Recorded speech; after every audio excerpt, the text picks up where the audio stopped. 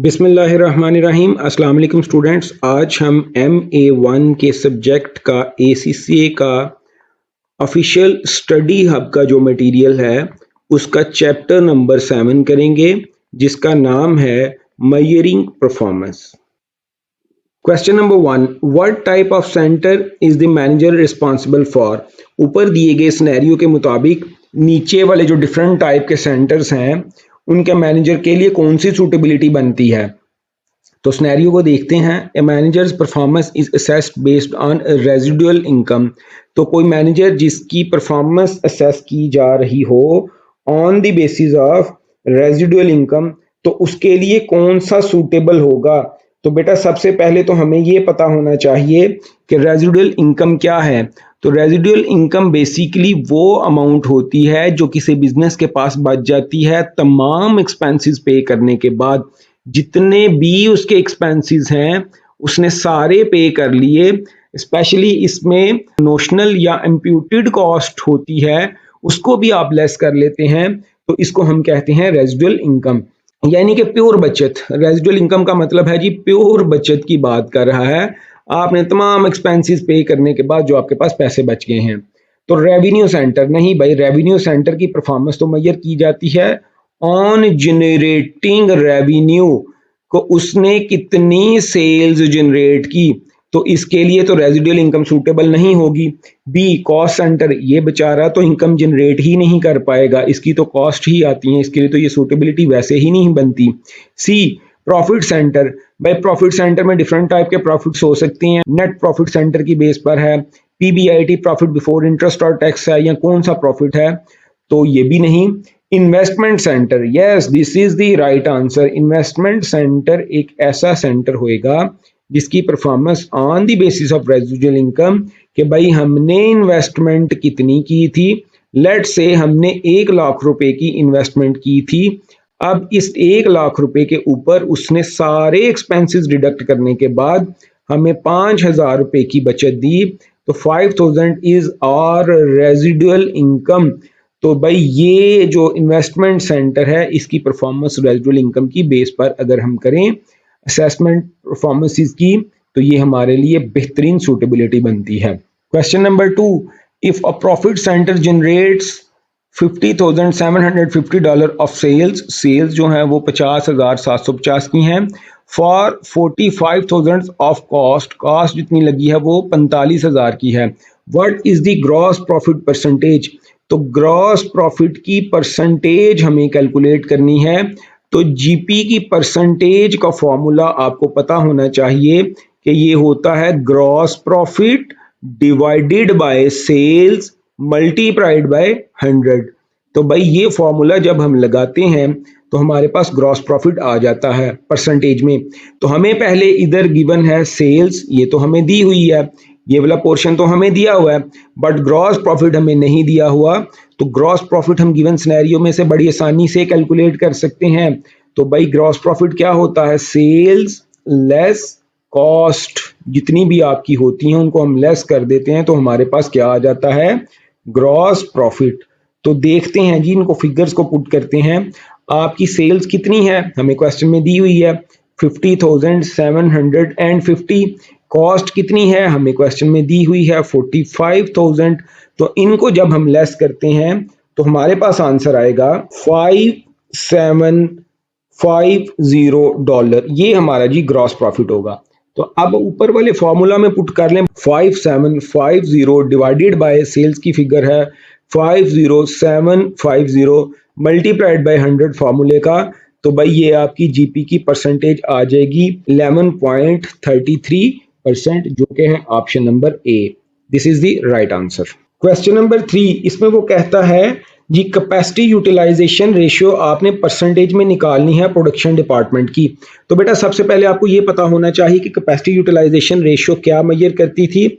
तो basically capacity utilisation ratio ये check करती थी कि हमारी जो डायरेक्ट लेबर आवर है इसकी हमने जो टारगेटेड, जो हमने बजट बनाया था कि ये इतने घंटे काम करेगी, तो क्या एक्चुअली उसने उतने ही घंटे काम किया या उससे कम ज्यादा घंटे काम किया। लेट से हमने अपने प्रोडक्शन डिपार्टमेंट में जो हमारी लेबर है उसके बारे में डिसाइड किया था, प्लान बनाया था, बजट बनाया था कि भाई ये हमारी जनवरी के मंथ में 1000 और काम करेगी। जनवरी के मंथ के स्टार्ट पे हमने प्लान बनाया होगा, एंड ऑफ जनवरी जब आया तो तब हम देखेंगे कि एक्चुअली क्या हमारी लेबर ने 1000 घंटे ही काम किया या कम किया या ज्यादा किया।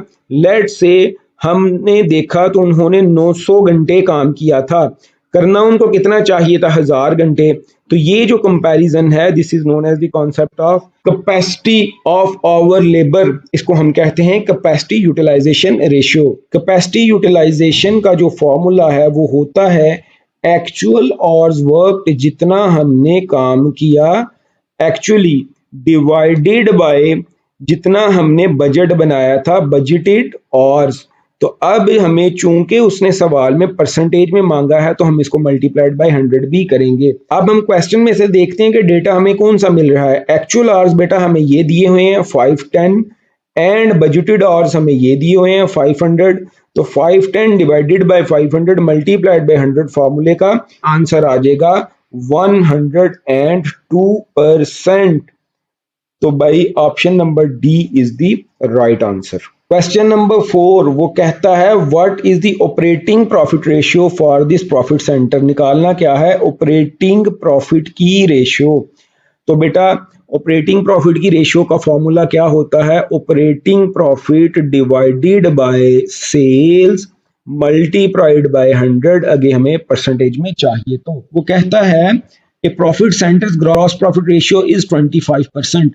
ये जिस प्रॉफिट सेंटर का हमने ऑपरेटिंग की रेशियो निकालनी है उसका ग्रॉस प्रॉफिट की जो परसेंटेज है, जो रेशियो है वो 25% है।